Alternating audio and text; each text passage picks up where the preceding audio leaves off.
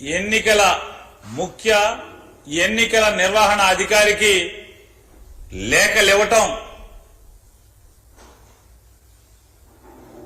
రాజకీయ వ్యవస్థలో ఈ రకమైనటువంటి బరితెగింపు కార్యక్రమాల్ని ఇప్పుడే మనం చూస్తున్నాం. వారు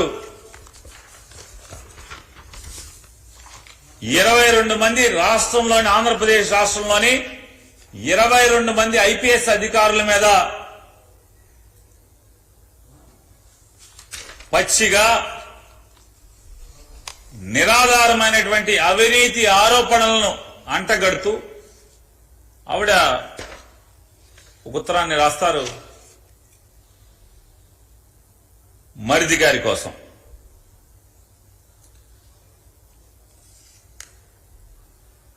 ఈ చంద్రబాబు నాయుడు గారు వదిన గారు తన మరిది చంద్రబాబు నాయుడు కోసం ఆంధ్రప్రదేశ్ భారతీయ జనతా పార్టీని బాబు జనతా పార్టీగా మార్చేసినటువంటి వైనాన్ని మనందరం కూడా చూస్తున్నాం మన కళ్ళతో. ఈ పురంధేశ్వరి అనేటువంటి చంద్రబాబు నాయుడు వదిన గారు నాడు ఎన్టీ రామారావు గారిని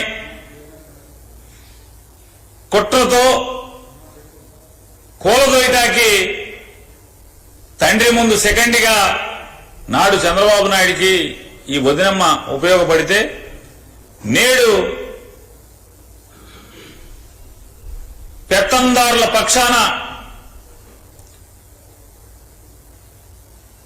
మరిది చంద్రబాబు నాయుడు గారి కోసం ఈ వదిన మరొకసారి ఇంత అంటే ఏది రాయొచ్చు ఏది రాయకూడదు, ఇది తప్ప ఒప్ప, ఇది విచక్షణ, ఇది సంస్కారమా అనేటువంటి అన్ని కూడా మర్చిపోయి మరొకసారి పేదల పక్షపాతి జగన్మోహన్ రెడ్డి గారి మీద యుద్ధంలో కూడా మళ్లీ సెకండ్ అవతారం అనేటువంటి వైనాన్ని వాళ్ళ మనం చూస్తున్నాం. ఈ వదిన గారు ఎప్పుడు కూడా చంద్రబాబుని కాపాడటానికి మాత్రం ముందుంటున్నావిడ. ఎప్పుడు కూడా నిరంతరం రామోజీరావు చట్ట వ్యతిరేక ఆర్థిక లావాదేవీలపై చర్యలు చేపట్టినటువంటి అధికారుల మీద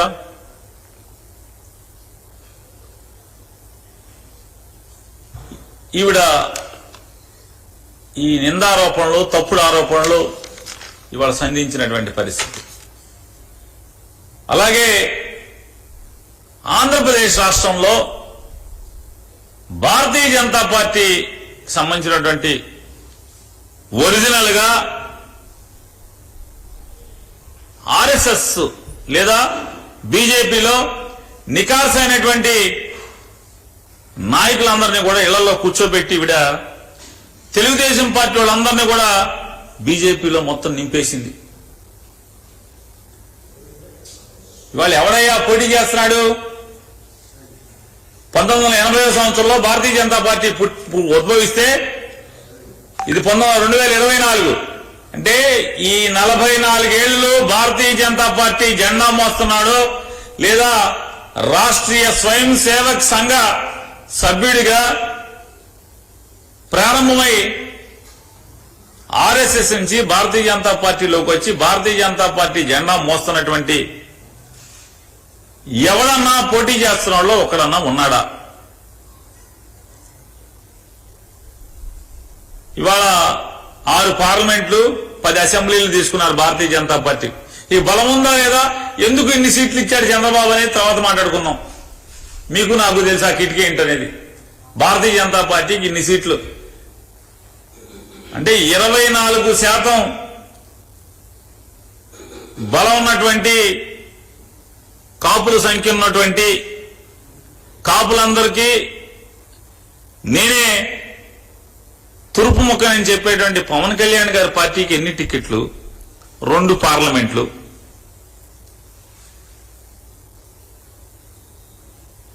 భారతీయ జనతా పార్టీకి 6 పార్లమెంట్లు. సరే ఎందుకు ఇచ్చాడు మీకు తెలుసు, నాకు తెలుసు, విలేకరులకు తెలుసు.